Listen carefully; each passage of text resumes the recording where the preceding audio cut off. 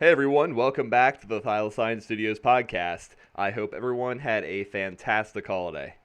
In this episode, we will take a look at everything that happened in 2020 as far as our games are concerned, and take a glimpse at what's in store for Cerealum Ultimate in the year to come. First of all, we released Trial of the Gods, a collectible card game based on the Cerealum series.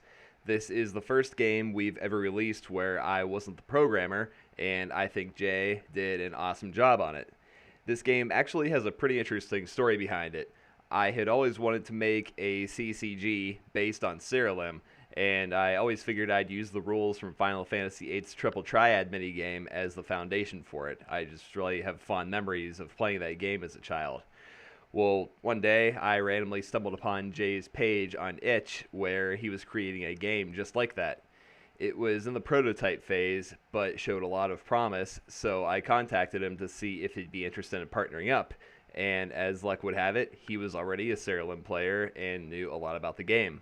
So that made the transition toward a Cerealum-focused game much easier. Since Trial of the Gods was released, Jay has released several content updates for it as well, including an enchanting system to give it a bit more infinite Cerealum flair, as well as a challenge mode that adds a whole new way to play the game. I think Jay did a fantastic job on the game, and I hope you all like it as well. A few months later, we launched our first ever Kickstarter campaign for a little game called Cerealum Ultimate. Needless to say, it went far better than expected. I honestly wasn't sure if we'd be able to hit the goal of $10,000, but yeah, we managed to do that in about an hour. A month later, we had raised over $90,000, which is just insane. After the Kickstarter ended, I opened a PayPal shop on our website so people could continue backing and supporting the game, as well as purchasing the right to add their own ideas to it. The PayPal shop has been ridiculously successful as well, so thank you all so much for your support. I can't tell you how humbling it is to know that there are so many people out there who enjoy the Cerealum series. It has grown far larger than I ever expected, and I can't wait to make it even better with your help. Shortly after the Kickstarter ended, we released Cerealum Ultimate to alpha testers on Steam. The alpha phase went very well. Most of the major bugs and crashes were mopped up in only a few days, and then I was able to put full focus on adding new content to the game. In fact, several Kickstarter stretch goals were already added to the alpha version, most notably netherstones and creature skins, as well as standard content such as arena mode, achievements, nether bosses, and things like that. A few months later, we released Cerealum Ultimate to beta testers. Beta has been absolutely amazing so far. We've delivered on even more Kickstarter stretch goals in beta already, including Rhodian Creature Masters, 5 new specializations, and much more. We also released the Gate of the Gods, which serves as a massive endgame progression system. I've also been hard at work to implement your feedback and suggestions.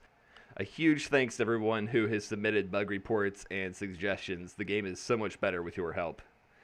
Since I just released a massive content patch for beta testers, a lot of you are probably wondering what I'm working on next. My most immediate concern is to get the Mac and Linux ports up and running. Alongside that, I'm working on getting some surveys ready to send out to our backers so everyone can finally submit their ideas to the game.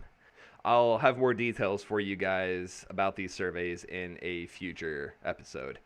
I'm also working on a new patch for the game. It won't be anywhere near as large as the last several ones, but it'll add some nice things to the game anyway. For example, I'm going to add in-game options that allow you to disable different types of floating battle text. You'll be able to specifically hide text related to creatures taking damage, or being healed, or being afflicted with a debuff. Pretty much any category you can think of can be disabled at will. For each of these text categories, you'll be able to specify whether you want the text to appear for only your creatures, only your enemies, neither, or both. Regardless of how you configure these settings, all of this text will still appear in your battle history, so you can go back and see what happened if you're confused about something. This should speed up battles considerably, especially for players who rely on chaining a lot of effects together at once. I'm also working on a balance pass for master traits, godfight traits, and avatar traits. Lastly, I have a few smaller quality of life improvements in mind. I'm not sure when this patch will be ready, but it shouldn't take too long at all, especially not compared to the last several patches I've released. After beta ends, we will launch into early access on Steam. At that point, anyone will be able to purchase the game, even if they didn't back the game on Kickstarter or through our PayPal shop. I still don't have an exact date nailed down for early access yet, but it will most likely be in late February or early March. I don't have an ETA for mobile and console releases at this time, but the plan is still to have those ready for 2021. I know this year has been really bad for literally everyone. There were no winners in 2020, that's for sure. And I hope this next year turns out better for all of us. Thank you all for sticking with the Serialim series and for putting so much trust in Thylacine Studios to deliver a great gaming experience. I can't wait to release even more content for Serialim Ultimate and to get a finished game into your hands as soon as possible. I hope you all have a safe and happy new year.